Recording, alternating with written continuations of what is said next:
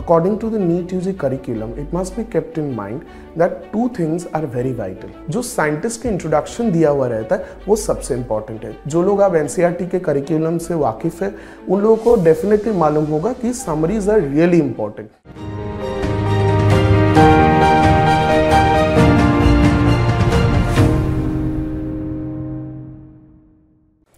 According to John Heywood, Rome wasn't built in a day. ये तो हम लोग सबको मालूम है, लेकिन उसके बाद वाले लाइन बच्चे लोग, we must never forget that they will laying bricks every year. Hello everybody out there, me Saurabh Roy presenting Pathfinder educational centre on behalf of department of botany all India division. आज हम लोग डिस्कस करेंगे दो चीज़ों के बारे में। बच्चे लोग, जब आप लोग 5 मई 2024 के बारे में सोच रहे हो, according to the NEET UG curriculum, it must be kept in mind that two things are very vital. First, the important topics related to the botany and definitely the various exam strategies that must be implemented, जहाँ की हम लोगों के पास approximately 80 days तक अभी तक बाकी है. So it's a very short span of time which will just fly by, and accordingly I will take you through a particular journey where we will be dealing each and every unit, rather than each and every single individual chapters of the NCERT curriculum. और हम लोग ये भी बातचीत करेंगे कि upcoming 2024 NEET UG में predictive number of MCQs from each chapter कितने हो सकते हैं. तो चलिए स्टूडेंट्स, हम लोग जर्नी की ओर बढ़ते हैं. As we were discussing about the important topics for upcoming NEET UG 2024 examination with reference to botany. बच्चे लोग, एक चीज़ आप लोगों को बहुत अच्छे तरीके से ध्यान में रखना है कि जब भी आप लोग द सब्जेक्ट ऑफ बॉटनी को प्रिपेयर करने के लिए बैठेंगे, तब सबसे पहले आपको जो एक चीज़ दिमाग में रखना ज़रूरी है कि रट्टा नहीं मारने को है. We will never go in memorizing certain concepts and theories. We will always focus on the concepts. Because there are certain things, अगर आप लोग frequently asked question section में NTA के वेबसाइट पे विजिट किए होंगे, तो definitely you have seen through the line where NTA has already clearly mentioned कि इस एग्जाम में the core concepts will be focused. Questions वहीं से बनेंगे जहाँ पे कॉन्सेप्ट लागू होते हैं. तो कॉन्सेप्ट जो चीज़ है ना बच्चे लोग, आप लोग फॉर द पास्ट 2 years या 3 years जो भी ड्रॉपर्स बैच में हो, आप लोग जो ये प्रिपरेशन कर रहे हो, एक चीज़ ध्यान में रखना है आप लोगों को कि कॉन्सेप्ट जो है वो पर्टिकुलर एक चैप्टर के कुछ ही खास हिस्सों से बनते हैं. सो during this last moment, this last few hours, we must go for smart study. Speaking of smart study, सबसे पहले बात ये रखना है कि अगर हम लोग लास्ट 2 to 3 years नीट के ट्रेंड को देखेंगे, तो हर एक यूनिट से पहले जो साइंटिस्ट के इंट्रोडक्शन दिया हुआ रहता है वो सबसे इंपॉर्टेंट है. तो don't forget to mark the important points related to the scientist pages, जहाँ पे उन लोगों ने क्या कुछ इंपॉर्टेंट चीज़ें डिस्कवरीज किए हैं, उनको कौन से साल में कितने जैसे अवार्ड मिले हैं. We can come across questions where column matchings are definitely there with relationship to the scientist and the years that the awards were given to them. So ये है सबसे पहली बात. दूसरी जो चीज़ है, the summaries that are given behind each and every chapter. हर एक चैप्टर के पीछे एक समरी रहता है, ठीक है. जो लोग आप NCERT के करिकुलम से वाकिफ है उन लोगों को डेफिनेटली मालूम होगा कि समरीज आर रियली इंपॉर्टेंट.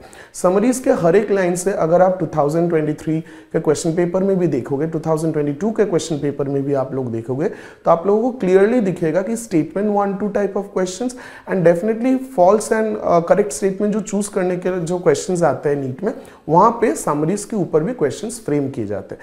तो सबसे पहली बात साइंटिस्ट्स को ध्यान में रखना, सबसे दूसरी बात समरीज को ध्यान में रखना, and the third most important thing are the particular the abbreviations. हर एक चैप्टर्स में कुछ ना कुछ abbreviations throughout the NCERT curriculum दिए हुए हैं. तो आप लोगों को ध्यान में रखना है कि ये जो सारे एब्रिविएशंस है वो एकदम एक से एक्सरसाइज बुक में एक से झटाक करके लिख लीजिए, ताकि आपको एग्जाम से पहले you don't need to flip through the pages and it's there in the exercise book itself.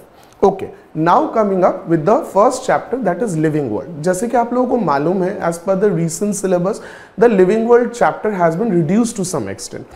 तो जितना भी रिडक्शन हो जाए बच्चे लोग, हम लोगों को एक चीज़ बहुत ध्यान से इंपॉर्टेंट चीज रखना है दिमाग में कि टैक्सोनॉमिकल हायरार्ची को लेके एक टेबल एनसीईआरटी के बुक में दिया हुआ है, वो टेबल बहुत इंपॉर्टेंट है। मैं अपनी भाषा में ये सारी इंपॉर्टेंट चीजों को बोलते हूँ हैशटैग नीड। तो ये जो हैशटैग नीड जो टॉपिक्स है, जो कॉन्सेप्ट्स है, उसको जितना हैशटैग लगाने के बाद आप लोग ध्यान से पढ़ पाओगे उतना हैशटैग लगा लो, क्योंकि लिख के रख दो, यहां से क्वेश्चन बनना ही है, ठीक है, यहां से क्वेश्चन आने वाला ही है फॉर श्योर शॉट। तो अब जाके हम लोग देखते हैं जो टेबल बना हुआ है लिविंग वर्ल्ड में representing the 5 different organisms as per the table given in the NCERT, उसका जो टैक्सोनॉमिकल हायरार्ची है जैसे कि स्पीशीज, जीनस, क्लास, फैमिली, जो भी हो, उन लोगों को सारी चीज आपको याद में रखना है, ठीक है। अकॉर्डिंग टू दैट वहां पे आईसीबीएन और आईसीजेडएन का फुल फॉर्म भी बहुत इंपॉर्टेंट है। Moving up to the next chapter that is biological classification. Biological classification बहुत ही खास चैप्टर है ऑफ क्लासिकल बायोलॉजी। वहां पे हम लोगों को क्लास में 2 तरह के बच्चे लोग देखने को मिलते हैं। एक जो स्टूडेंट्स होते हैं कि बायोलॉजिकल क्लासिफिकेशन से अगर प्यार हो जाए तो पूरे 2 साल तक याद, मतलब they fall in love with that chapter, right. और बहुत सारे बच्चे जो कि डरते हैं क्योंकि वहां पे बहुत सारी चीज, छोटी छोटी चीजों जो है वो दिमाग में रखना पड़ता है। बच्चे एक चीज ध्यान से याद में रखना, कि ध्यान से दिमाग में ले लेना कि आपको एग्जाम्पल बेस्ड क्वेश्चंस इस चैप्टर से बहुत अच्छे तरीके से बनाना है। एज फॉर एग्जाम्पल अगर हम लोग बात करेंगे तो speaking up with the first that is Monera, then Protista, then Fungi. Monera, Protista, Fungi से अगर आपको एक क्वेश्चन भी मिल जाए तो ये चैप्टर काफी है आपको 4 से 5 एमसीक्यू प्रेजेंट देने के लिए या क्वेश्चन पेपर में प्रेजेंट रहने के लिए, राइट। सो मोनेरा, प्रोटिस्ट और फंगी जो है उनके एग्जाम्पल बेस्ड जो क्वेश्चंस बनते उसको ध्यान में रखना। और एक इंपॉर्टेंट चीज जो हर एक साल मतलब नीट को बहुत लगाव है, same code word being used again and again, that is hashtag NEET. Hashtag NEET में हम लोग और भी फोकस ज्यादा डालते हैं, that is on virus, viroids and lichens. चाहे वो एमडब्ल्यू बेजरिंग हो, चाहे वो वायरॉइड्स का पीएसटीडी हो, या वो प्रायॉन्स हो, बीएससी का डिसऑर्डर हो, या लाइकेंस का एसोसिएशन कैसा रहता है, यहां से सिंगल क्वेश्चंस आप जरूर एक्सपेक्ट करना। तो that is all about biological classification. Moving up with plant kingdom. Plant kingdom हम लोगों को, स्टूडेंट्स लोगों को यही लगता है, हर बच्चे को ऐसा लगता है कि यार एमबीबीएस पढ़ने जा रहे हैं तो प्लांट किंगडम की क्या जरूरत है, डेफिनेटली। बट हम लोगों को ये सोचना पड़ता है कि ऑल इंडिया लेवल में अगर आप एग्जाम दे रहे हो तो हर विषय के ऊपर अपना दखल होना बहुत जरूरी होता है। तो अकॉर्डिंगली प्लांट किंगडम में algae is very important. When you are focusing on algae, 2 चीजें बहुत इंपॉर्टेंट होता है। एल्गी का फ्लैजिलेशन जो चार्ट में दिया हुआ है उसका मोटिलिटी और नॉन मोटिलिटी पे जरूर ध्यान रखना, और उसमें जो रिजर्व फूड होते हैं, रिजर्व फूड जो है दैट इज वेरी इंपॉर्टेंट। तो उसमें जो टेबल में आप देखने बच्चे लोग की right hand side table page में नीचे आपको दिया हुआ है एल्गी का जो फ्लैजिलेशन जो स्ट्रैटेजी है और उसका रिजर्व फूड है, वो उसका मोटिलिटी, नॉन मोटिलिटी, ये एल्गी में बहुत इंपॉर्टेंट होता है। And the part which is never missed by the NEET curriculum is the economic importance that is delivered by the algae. So don't miss that part ever. Coming up with bryophyte, pteridophytes and gymnosperms, क्योंकि angiosperms हाल ही में थोड़ा सा removed हुआ है वहां से कुछ portion, तो हम लोग देख पाते हैं कि एक ट्रेंड हम लोगों को लास्ट 2 to 3 इयर्स में दिखता है कि अगर ब्रायोफाइट से क्वेश्चन बन रहे हैं तो टेरिडोफाइट से नहीं बनते, अगर टेरिडोफाइट से बन रहे हैं तो ब्रायोफाइट से नहीं बनते। लेकिन जो भी हो दोस्तों, एक चीज दिमाग में अच्छे तरीके से याद रखना कि एग्जाम्पल आपको अच्छे तरीके से याद होना चाहिए, और ध्यान रखना कि क्लासेस में हम लोगों को बहुत सारे ऐसे बच्चे मिल जाते हैं कि who never focuses on the diagrams, the pictures that are given in the NCERT textbook. That's a major mistake that you are performing. Don't go according to that. Definitely focus on the diagrams. हर एक diagram को बारीकी से परखना, उसमें जो labelling है, बच्चे लोग आप अगर क्वेश्चंस एमसीक्यूज बना रहे हो, अगर आप क्वेश्चंस बना रहे हो एक्सरसाइज बुक में, तो आपको जरूर दिखेगा कि शायद एक पिक्चर दे दिया गया, चाहे वो फर्न का हो या मॉसेस का कोई भी कैटेगरी के एग्जाम्पल का हो, वहां पे XYZ लेबलिंग किया हुआ रहता है और टेबल में हम लोगों को मैचिंग करने को बोलता है, राइट। सो वहां पे वी नीड टू फोकस की एज पर द डायग्राम्स जो प्लांट किंगडम में दिए हुए हैं, चाहे वो ब्रायोफाइट के हो या टेरिडोफाइट के हो या एल्गी के हो, 3 कैटेगरीज ऑफ एल्गी के हो, तो वो डायग्राम्स का लेबलिंग बहुत इंपॉर्टेंट है, और ब्रायोफाइट और टेरिडोफाइट्स में examples are really important. So this covers our first unit जो है the diversity in the living world. Diversity in the living world में बॉटनी का पोर्शन से आपको सिर्फ the living world, according and the biological classification और उसके साथ प्लांट किंगडम बनाने को। अब अगर आप लास्ट 5 to 7 years का ट्रेंड देखोगे स्टूडेंट्स, तो you will definitely find that this portion or this unit will approximately carry 7 to 8% of weightage as per the previous years research and development. Okay, so we focus on that क्योंकि ये काफी ज्यादा है और बहुत easy भी है, क्योंकि ये क्लासिकल बायोलॉजी का पोर्शन है जहां पर से हम लोग फोकस सिर्फ एग्जाम्पल पे करेंगे तो ही हम लोगों का बहुत इजी से क्वेश्चंस बन जाएंगे, right. Moving on to the next chapter, that is morphology of flowering plants. Morphology of flowering plants market में बहुत अभी हॉट टॉपिक ऑफ डिस्कशन है। क्यों? क्योंकि बहुत सारे floral formulas and floral families में चेंजेस हुए, राइट, और बहुत सारे मॉडिफिकेशंस भी रिमूव्ड हुए as per the new textbook as we go. एक चीज स्टूडेंट्स हम लोगों को ऑलवेज याद रखना है कि I always motivate my students accordingly कि ये बात सच है कि एनसीईआरटी का टेक्स्ट बुक जो रिड्यूस्ड वर्जन अभी मार्केट में आप लोगों को मिल रहा है, वहां पे बहुत सारे पोर्शंस नहीं है, बट प्रीवियस 2 साल में हम लोग ऑलरेडी वो पढ़ रखे। तो अगर ज्यादा कुछ नॉलेज है तो उससे कोई हानि तो आपको पहुंचने वाला है नहीं, but apart from that we will definitely focus कि आपको कुछ छोटे छोटे इंपॉर्टेंट टॉपिक्स, जैसे कि अगर आप लास्ट 3 to 4 years ट्रेंड को देखोगे तो एस्टिवेशन और प्लेसेंटेशन लिख के रखिएगा एक्सरसाइज बुक में बच्चे लोग कि एस्टिवेशन और प्लेसेंटेशन ऐसे 2 टॉपिक्स है जहां पे आप लोगों को हर साल एंड अकॉर्डिंगली उसके बाद में हम लोग देख पाते हैं कि the position of the gynoecium, okay, चाहे वो हाइपोगाइनस हो गया, एपिगाइनस हो गया, उसके सारे जो एग्जांपल्स हैं, ये एग्जांपल्स डेफिनेटली अगर आप हाथों से एक्सरसाइज बुक में नहीं लिख रहे हो तो वो आपके सेंट्रल नर्वस सिस्टम के साथ कनेक्टेड नहीं होता है। सो डेफिनेटली बच्चे लोगों का कंप्लेन रहता है कि सर मैंने पढ़ा तो है लेकिन मुझे याद नहीं रख रहा। Take my word, mark my word कि अगर आप एक्सरसाइज बुक में लिख के एग्जाम्पल प्रैक्टिस कर रहे हो, make a habit of writing again and again so that आपको 5th May में कोई भी दिक्कत ना हो। Now coming up with the floral families. तो फ्लोरल फैमिलीज में दोस्तों हम लोग एक चीज बहुत अच्छे तरीके से देख पाते हैं कि लिलिएसी और सोलानेसी जो है वो रिमूव्ड हो चुका है। Now comes Fabaceae. फैबेसी का इंटायर डिस्क्रिप्शन एनसीईआरटी के टेक्स्ट बुक में दिया हुआ है और ब्रासिकेसी का फ्लोरल डायग्राम बना हुआ है। अगर मेरे मानेंगे तो I will definitely I have recommended my students that floral family related to Brassicaceae, related to Fabaceae and related to Poaceae बहुत खास तरीके से इंपॉर्टेंट है। मैं ऐसा कभी नहीं बोल रहा हूं कि Malvaceae और Asteraceae के क्वेश्चंस आने के चांसेस नहीं है, but if we go according to the textbook तो टेक्स्ट बुक में इन 2 फैमिली के बारे में कुछ भी डिस्कशन ज्यादा कुछ है नहीं, कुछ खास है नहीं। थोड़ा सा Poaceae के बारे में हम लोगों को लिविंग वर्ल्ड के टेबल में थोड़ा सा मिल जाता है एंड Brassicaceae के बारे में तो हम लोगों को बाएं तरफ के पेज में मिलता ही है उसका floral diagram.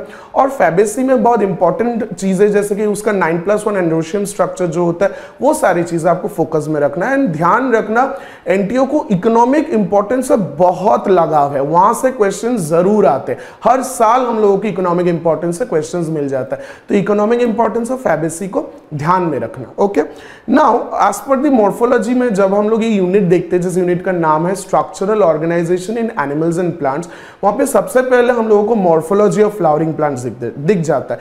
The very next chapter that comes to us is anatomy of flowering plants, another the spooky chapter जहां पे बच्चे लोगों को लगता है कि मतलब ये पढ़ के हम लोग एमबीबीएस में क्या करेंगे। तो सेम गोज द सेइंग कि थोड़ा सा नॉलेज अगर हो भी जाए तो कोई हानि आपको पहुंचेगा नहीं। तो जब आप anatomy of flowering plants prepare कर रहे हो तब डेफिनेटली याद में रखना जो टिश्यू सिस्टम में, एपिडर्मल टिश्यू सिस्टम में स्टोमाटा का जो 2 स्ट्रक्चर दिए हुए, that is the dicot and the monocot stomatal structure, उस पर फोकस करना है। और उसके साथ साथ dicot root and dicot stem are really important. अभी सेकेंडरी ग्रोथ को लेके थोड़ा झिकझिक है, वहां पे बच्चे लोगों को लग रहा है कि आ भी सकता है, नहीं भी आ सकता, but as per the new textbook अगर हम लोग देखेंगे तो सेकेंडरी ग्रोथ का पोर्शन रिमूव्ड हो चुका है, बार्क का पोर्शन भी रिमूव्ड हो चुका है। तो डेफिनेटली आई टेल कि जो डाइकॉट रूट है, जो डाइकॉट स्टेम है, उस पे ज्यादा फोकस करना एंड बलिफॉर्म सेल्स तो जरूर देख के जाना, क्योंकि वो एक अनोखा पोर्शन है जहां से टर्जिडिटी रिलेटेड थोड़ा बहुत क्वेश्चंस आ ही जाते हैं। ठीक है, सो एनाटॉमी से we are also expecting around 2 to 3 question. तो इसके बाद वाला जो चैप्टर है वो जूलॉजी के अंडर आता है। तो ये जो यूनिट था that is structural organisation in plants and animals, this will carry around 7 to 8% of weightage in the upcoming NEET UG examination that is going to be conducted on 5th May 2024. तो students, as we were discussing, we move on to our next unit, that is cell the unit of life. ये एक ऐसा unit है जो कि बच्चे लोगों को बहुत बेहद प्यार है इससे, क्योंकि क्वेश्चंस बहुत इजीली यहां से बनते हैं। बट माइंडेड स्टूडेंट्स, इस यूनिट का जो फर्स्ट चैप्टर है, दैट इज एनसीईआरटी का chapter number 8, that is cell structure and functions.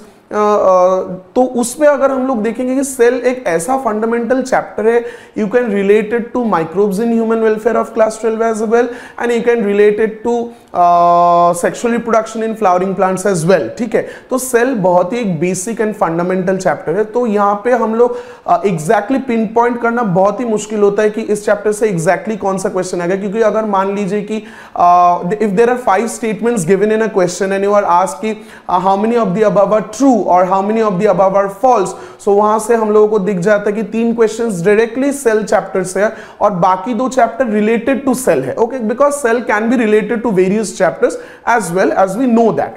Now coming with the cell, that is structure and functions, आपको बहुत अच्छे तरीके से मेसोसोम का फंक्शन याद रखना है बच्चा। ठीक है, तो when you are focusing on the NCERT textbook, focus on the mesosome, उसके साथ साथ आपको एंडोमेम्ब्रेन सिस्टम में आपको दिखेगा the endoplasmic reticulum, the Golgi body along with the lysosome and the vacuole। ये जो 4 चीजें यहाँ से आपको लास्ट 3 to 4 years में एक भी साल ऐसा नहीं मिलेगा जहां पे इस पर्टिकुलर जगह से क्वेश्चन ना बना हो। So be focused on the endomembrane system.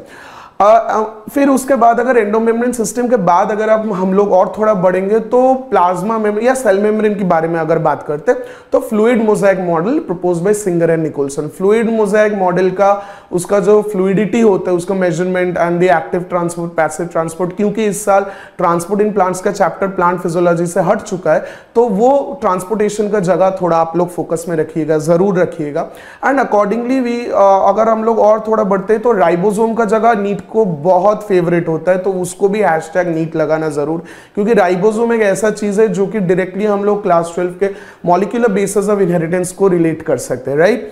According to more of this NCERT curriculum, we find that the portion of the nucleus along with the cilia flagella and the centrosome, cilia flagella that is 9+2 model and the centrosome that is 9+0 model, ये बहुत favourite होता है उन लोगों का, इसको भी hashtag NEET लगाना जरूर। जहां पर भी मैं ज्यादा फोकस कर रहा हूँ स्टूडेंट्स, वो उसको लेके एकदम टेक्स्ट बुक लेके आप रेड पेन लेके हैशटैग नीट जरूर लिख लेना। फिर देखते हैं नीट 5 मई को एकदम पूरा क्वेश्चन पेपर आपसे जरूर बनेगा, एंड आई गारंटी यू कि ये जो वीडियो जो आप लोग फॉलो कर रहे हो definitely fetch you more than 340+ marks, and I guarantee that to you.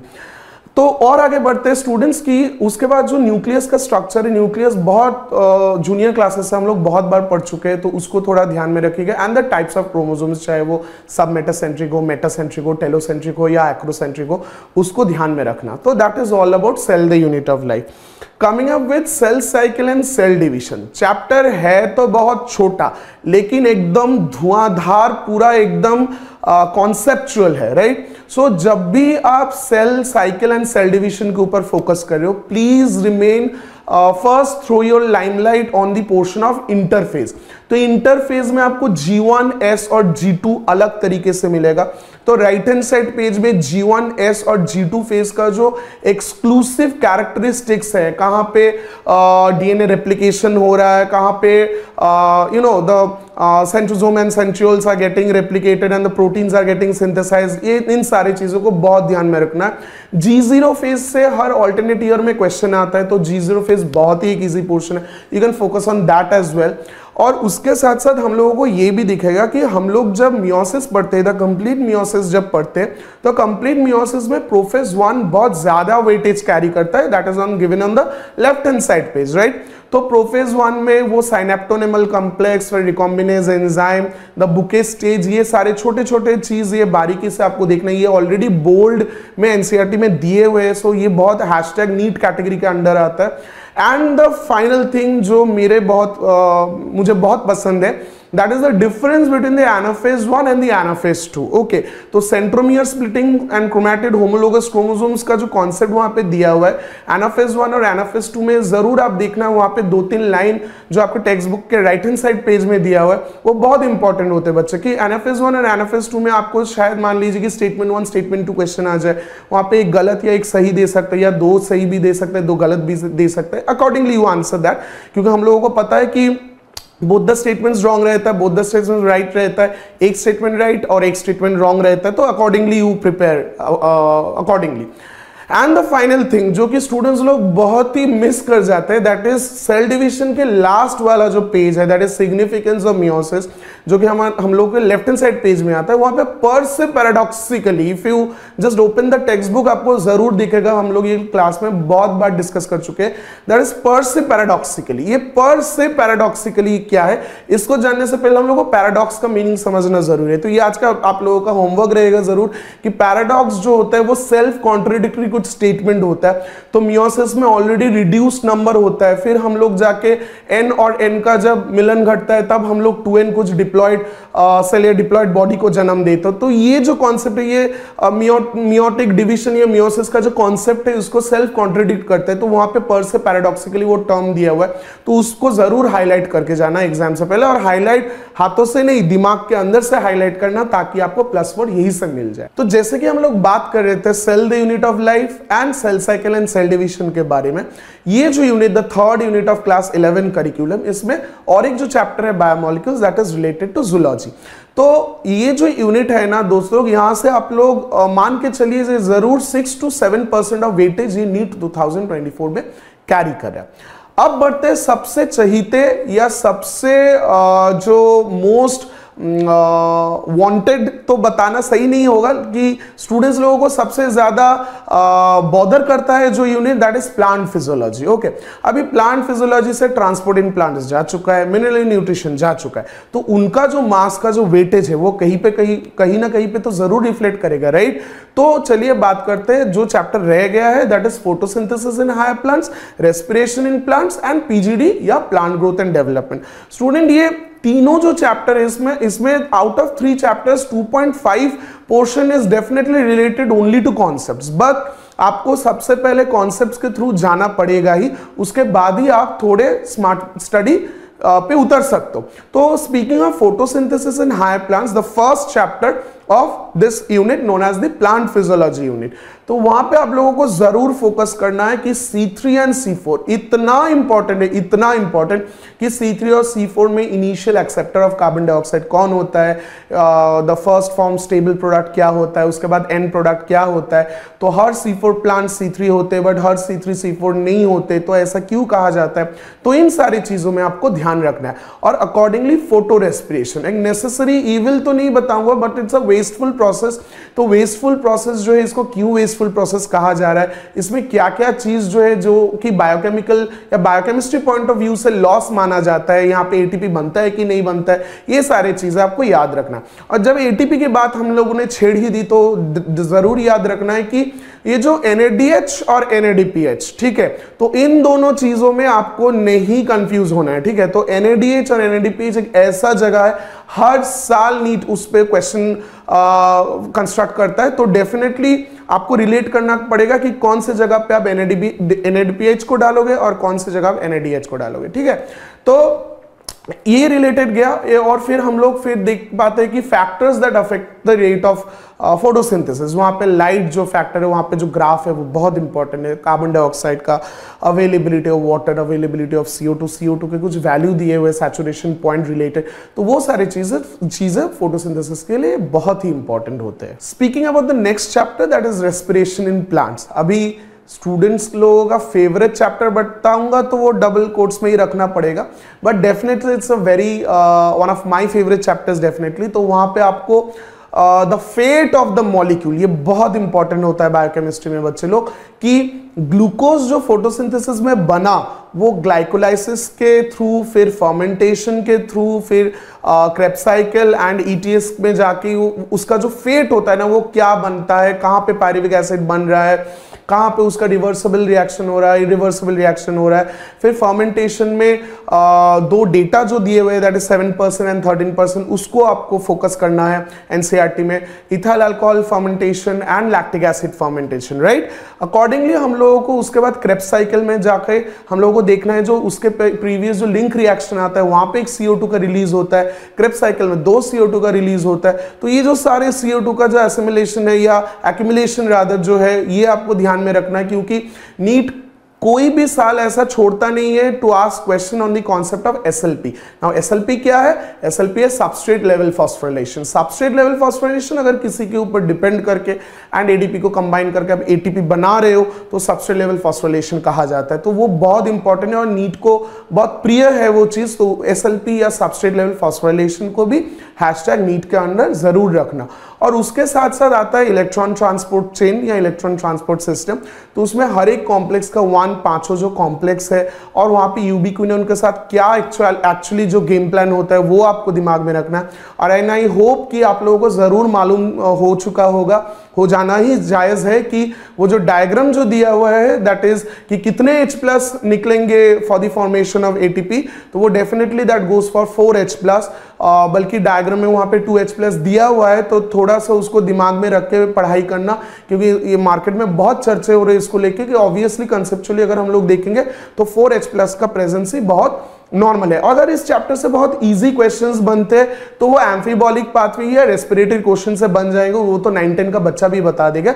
लेकिन आपको सबसे पहले ये जो 4 मेजर जगह है that is glycolysis, fermentation, Krebs cycle and the ETS, उस जगह पे जो कॉन्सेप्ट्स है, किससे क्या चीज फॉर्म हो रहा है, कहां पे कौन से एंजाइम्स लग रहे हैं, एक मामूली सा रिएक्शन आपको पकड़ के दे देगा, फिर बोलेगा कि X यहाँ पे द एंजाइम है तो identify X। Okay, so accordingly आपको याद रखना है, पूरा रट्टा मारने की कोशिश मत करना, आपका सेंट्रल नर्वस सिस्टम वहीं पे उस दिन वॉमिट कर देगा, ठीक है। तो don't go for that, definitely go for conceptual learning. Okay, now coming up with the easiest chapter of this unit, that is plant growth and development। okay, तो अगर आप प्लांट ग्रोथ एंड डेवलपमेंट में focus कर रहे हो तो growth का जो फॉर्मेट होता है या जो फॉर्म्स ऑफ ग्रोथ होता है, वो चाहे वो अरिथमेटिक हो या ज्योमेट्रिक हो, उसके ऊपर फोकस करना है आपको। AGR and RGR that is absolute growth rate and relative growth rate जो है, इसका जो कॉन्सेप्ट है वो रिलेटिव जो है वो किसी के रेफरेंस, इनिशियल के रेफरेंस में हो रहा है, इसको हैशटैग नीट जरूर लगाना। बच्चे लोग अगर आप लोग और ध्यान से देखोगे तो 5 जो हार्मोन्स है, जो प्लांट हार्मोन्स है, वो 2 चीज में विभक्त हो चुके हैं। एक जो है आपको सबसे पहले मिलेगा डिस्कवरीज का पोर्शन और उसके बाद मिलेगा फंक्शंस का पोर्शन। मैं क्लास में ऑलवेज ऐसा डिलीवर करता हूं कि आपको डिस्कवरी के साथ साथ ही फंक्शंस पढ़ लेना है, क्योंकि एक सपोज आप मान लो कि आप ऑक्सिन को लेके डील कर रहे हो, तो ऑक्सिन का जो डार्विन से जो रिलेशन है वो पहले डिस्कवरी पढ़ लो और उसके साथ साथ उसका फंक्शन भी पढ़ लो। लेकिन मतलब आप अगर सबसे पहले एकदम डिस्कवरीज अलग से फिर हार्मोन्स अलग से, थोड़ा स्ट्रेस दिमाग में ज्यादा हो जाएगा, वो नहीं करने को है हम लोगों को ऑलवेज फोकस करना है कि स्मार्ट स्टडी कैसे करें। तो हर एक फंक्शन इस चैप्टर में इंपॉर्टेंट है। ऑक्सिन के चाहे वो आप ऑक्सिन को पकड़ लो या जिब्रेलिन या साइटोकाइनिन या इथाइलिन या एब्सिसिक एसिड जो भी हो, तो आपको बहुत इंपॉर्टेंट चीज है, छोटे छोटे फंक्शंस यहाँ पे है, तो आपको डिस्कवरीज और फंक्शंस डेफिनेटली एक साथ करने। तो that wraps up our portion on plant physiology and we complete the entire curriculum of class 11 botany section. अगर हम लोग प्लांट फिजियोलॉजी के पोर्शन को देखेंगे तो around it will carry 8 to 9% of weightage in upcoming NEET UG May 2024 examination. Now we begin our discussion with the class 12 NCERT curriculum for upcoming NEET UG 2024 examination. तो जब भी हम लोग class 12 के टेक्स्ट बुक सबसे पहले खोलते हैं तो सबसे पहले जो यूनिट हम लोगों को दिख जाता है दैट इज ऑन रिप्रोडक्शन। अब ये रिप्रोडक्शन में sexual reproduction in flowering plants botany का बहुत ही फेवरेट चैप्टर है, बहुत सारे क्वेश्चन यहां से बनते हैं। ये चैप्टर अकेला ही आपको 4 to 5 क्वेश्चंस एवे ही गिफ्ट कर सकता है इन दी एग्जामिनेशन हॉल। तो बहुत इंपॉर्टेंट और बहुत प्यार से इस चैप्टर से पेश आना। तो जब भी हम लोग sexual reproduction in flowering plants पढ़ते हैं तब सबसे पहले हम लोगों को याद रखना पड़ता है द कॉन्सेप्ट्स ऑफ माइक्रोस्पोरोजेनेसिस, अच्छे तरीके से एकदम दिमाग में रहना चाहिए, megasporogenesis and along with that the various minute examples जो पॉलिनेशन से रिलेटेड है वो बहुत इंपॉर्टेंट होता है। और छोटे छोटे कॉन्सेप्ट जो एकदम चैप्टर के एंड में दिए हुए हैं ना दोस्त, कि वो बहुत ही बहुत 4+ एकदम पॉजिटिव एमसीक्यूज बनाते हैं। जैसे कि मान लीजिए कि सीड वायबिलिटी के ऊपर अगर हम लोग बात कर रहे हैं, अगर हम लोग एपोमिक्सिस के बारे में बात कर रहे हैं, अगर हम लोग पॉलीएम्ब्रायनी के बारे में बात कर रहे हैं, तो वहां से 4+ एमसीक्यू आपका यूं ही आ जाएगा अगर आपको एनसीईआरटी के ऊपर दखल है। और जैसे कि मैंने वीडियो के शुरुआत में ही कहा कि समरी हर एक चैप्टर का बहुत इंपॉर्टेंट है, कि अगर आप statement 1 statement 2 based questions crack करना चाहते हो, अगर आप बहुत इजीली सॉल्व करना चाहते हो, तो साइंटिस्ट का जो समरी, साइंटिस्ट का जो इंट्रोडक्शन है हर एक यूनिट से पहले, और उसके साथ साथ जो समरी है उसको जरूर फोकस में रखना। तो that completes a reproduction unit. और यहां पर जो बाकी जो 2 चैप्टर है वो जूलॉजी के हैं। तो इस चैप्टर से लेके हम लोग रिप्रोडक्शन की यूनिट कंप्लीट करते हैं इन केस ऑफ बॉटनी।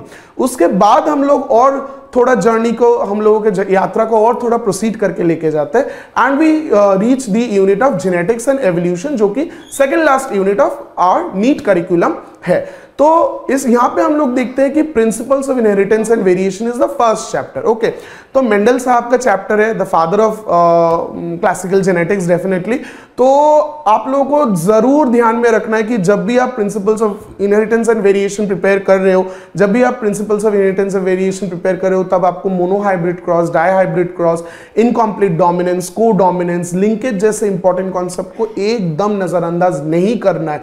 ये जो जितने भी सारे नाम मैंने लास्ट 5 to 7 सेकेंड्स में कहा, ये डेफिनेटली इंपॉर्टेंट है for your NEET UG examination, and definitely इसको हैशटैग नीट कैटेगरी के अंडर ही डालना। और इसके साथ साथ हम लोग और इंट्रोड्यूस होते हैं तो different genetic disorder, that is chromosomal disorders, जो इस चैप्टर्स में दिए हुए हैं। उससे पहले आप लोगों को सेक्स डिटर्मिनेशन बहुत अच्छे से करना है, स्पेशली ऑफ बर्ड्स, वो आपको याद में रखना है, दिमाग में रखना है। और उसके साथ साथ चाहे आप डाउन सिंड्रोम पढ़ रहे हो या क्लाइनफेल्टर सिंड्रोम पढ़ रहे हो, टर्नर सिंड्रोम पढ़ रहे हो, उसका कैरियोटाइपिंग जो होता है and according to the symptoms क्या होते हैं, ये आपको बहुत अच्छे तरीके से याद होना चाहिए। और इसके साथ साथ बढ़ता है सबसे मोस्ट लेंथी एंड सबसे ज्यादा वेटेज रखने वाला chapter in the NEET curriculum, that is molecular basis of inheritance. Now when we speak of molecular basis of inheritance, ये जो चैप्टर है बहुत ही खास है और नीट का सर्वाधिक प्रिय है। ठीक है, तो सर्वाधिक अगर प्रिय कोई चैप्टर है तो वहां से डेफिनेट जाहिर सी बात है कि वहां से वेटेज भी ज्यादा होगा। तो वहां पे हम लोग क्या फोकस करते हैं, वहां पे हम लोग सबसे पहले आते हैं डीएनए का स्ट्रक्चर। तो डीएनए का स्ट्रक्चर जब भी आप रिप्रेजेंट करो, उसका हर एक सेलियन फीचर्स आपको याद में, आपको दिमाग में होना चाहिए। उसके साथ साथ replication, transcription, translation, the lac operon and the DNA fingerprinting technology. Market में बहुत फेमस है इस साल का क्वेश्चन कि डीएनए फिंगरप्रिंटिंग में अगर आपको क्वेश्चंस जो मेथोडोलॉजीज जो दिए हुए हैं in the left hand side page of the NCERT text book, उसको आपको जंबल्ड अप करके दे देगा and you will be asked to choose the correct sequence, right. तो अकॉर्डिंगली लैक ओपेरॉन का जो स्ट्रक्चर, कब ऑन कब ऑफ, कैसे उसका ओपेरॉन मॉडल का रेगुलेशन चल रहा है, वो बहुत खास है। तो ये 2 चैप्टर लेके और जो लास्ट एवोल्यूशन का चैप्टर है जूलॉजी से, ये टोटल हम लोगों का ये यूनिट कंप्राइज करता है, that is genetics and evolution. It is carrying around 9 to 10% of weightage in the upcoming NEET UG examination. तो जैसे कि हम लोग बात कर रहे थे, our last unit of the class 12 curriculum has arrived, that is ecology portion। तो इकोलॉजी जो यूनिट है, that is the last unit of botany syllabus of the class 12 curriculum. तो वहां पे अगर हम लोग फोकस करते हैं तो वहां पे हम लोगों को 3 चैप्टर दिख जाते हैं, क्योंकि जो लास्ट जो चैप्टर था environmental issues, that has been removed from the present NEET UG syllabus. So when we focus on the concept on the unit of ecology, rather first जो चैप्टर आता है that is organisms and population. Organisms and populations में आपको population attributes बहुत अच्छे तरीके से देखना है, क्योंकि उस जगह से पर्टिकुलरली क्वेश्चंस आते ही, and definitely the J shaped and the S shaped curve एकदम भूलना मत, वहां पे जरूर हैशटैग नीट लगाना, क्योंकि वो बहुत इंपॉर्टेंट कैटेगरी में आता है। अगर आप एनसीईआरटी का हर एक पन्ना इस चैप्टर में, if you flip through the pages, you will definitely come across the minute and very important examples that are related to the population interactions, चाहे वो म्यूचुअलिज्म हो, वो कमेंसलिज्म हो, वो प्रेडेशन हो, वो प्रोटोकॉपरेशन हो, जो कुछ भी है उसमें हर एक छोटे छोटे बारीकी एग्जाम्पल्स जो दिए हुए हैं वो हर एक पैराग्राफ के अंदर ही दिए हुए हैं। तो हम लोग जब क्लास में पढ़ाई करते थे, आप लोगों को जरूर याद होगा, हम लोग पूरे एंटायर चैप्टर को एकदम एग्जाम्पल ब्रैकेट करके नंबरिंग करते थे, तो लगभग आपको 15 से 18 एग्जाम्पल वहां पे अकेला ही देखने को मिल जाएगा। तो जरूर इन सारे एग्जाम्पल्स को फॉलो कीजिएगा, क्योंकि ये भी हैशटैग नीट कैटेगरी में आते हैं। Moving on to the next chapter, that is ecosystem. Ecosystem में अगर मैं नीट यूजी 2024 देने जा रहा हूं तो मुझे डेफिनेटली डिकम्पोजिशन के ऊपर आइडिया होना कंपल्सरी है। है। The idea, the concepts on decomposition कि सारे जो मेथड्स है, जो प्रोसेसेस है, चाहे वो फ्रैगमेंटेशन हो, वो लीचिंग हो, वो ह्यूमिफिकेशन हो, और क्या क्या फैक्टर्स उस डिकम्पोजिशन प्रोसेस को अफेक्ट कर रहा है, ये भी दिमाग में रखना है। And following the decomposition process, if we speak of trophic levels, the first law and second law of thermodynamics, how are they related to this concept, वो भी बहुत इंपॉर्टेंट है, जो कि राइट हैंड साइड पेज के ऊपर आपको दिया हुआ है इस चैप्टर में। एंड उसके साथ साथ भी हम लोगों को सबसे इंपॉर्टेंट जो चीज है, ecological pyramid as proposed by Charles Elton. तो इकोलॉजिकल पिरामिड्स जो है, चाहे वो बायोमास हो, वो नंबर हो, या वो एनर्जी हो, आपको दो जगह पे इन्वर्टेड पिरामिड्स दिख जाएंगे। कहां पे दिख जाएगा ये जरूर होमवर्क में मुझे करके बताना कि कहां पे आप लोगों को इन्वर्टेड पिरामिड दिख रहा है, क्योंकि अपराइट पिरामिड सबको मालूम होगा, from Kashmir to Kanyakumari everybody will be completing those portions, but inverted pyramids जो है वही से क्वेश्चन बनते हैं। और उसके बाद वाले page, that is left hand side page, ऊपर में 4 से 5 लाइन तक दिए हुए कि what are the drawbacks of the ecological pyramids, की वहां पे हम लोगों ने सैप्रोट्रॉप्स को कंसिडर नहीं किया है। We are only considering the food chain, simple food chain, जो कि एक्चुअली नेचर में एग्जिस्ट नहीं करता है, because it's all a concept of food web. That completes our chapter on ecosystem. And finally, the last chapter of the NEET UG curriculum, that is biodiversity and conservation. इस chapter के बारे में जितना बात किया जाए उतना ही कम, क्योंकि पूरा चैप्टर ही डेटा बेस्ड है। डेटा सबसे पहले एकदम एक्सरसाइज बुक में लिख के जो करके जाएगा, जो सेंट्रल नर्वस सिस्टम में एकदम रजिस्टर करके जाएगा, उसको एकदम 350 प्लस मिलेगा ही मिलेगा, ये वादा रहा मेरे तरफ से। तो आपको ये चीज बहुत अच्छे तरीके से देखना है कि अगर you are focusing on biodiversity and conservation, तो आपको जरूर सबसे पहले डेटा, उसके बाद रेड लिस्ट जो रेड डेटा बुक है वहां पे फोकस करना है, and accordingly in situ and ex situ जो कंजर्वेशन मेथड्स है, specially the sacred groves portion, वो बहुत इंपॉर्टेंट है। और लास्ट में जो वर्ल्ड समिट दिया हुआ है, वो 2 इंफॉर्मेशन वहां पे है, वो प्रोजेक्ट्स के नाम थोड़ा याद कर लेना। बस हम लोग एकदम खुशी खुशी एकदम चल देंगे ऑन 5th में सर पे तिलक लगाते हुए, क्योंकि युद्ध तो होना ही है। That is from north to south और east to west. Pathfinder wishes you all the best for your upcoming preparation. And यहीं पे हम लोग ये important topics for NEET related to botany video यहाँ पे हम लोग कंप्लीट करते हैं।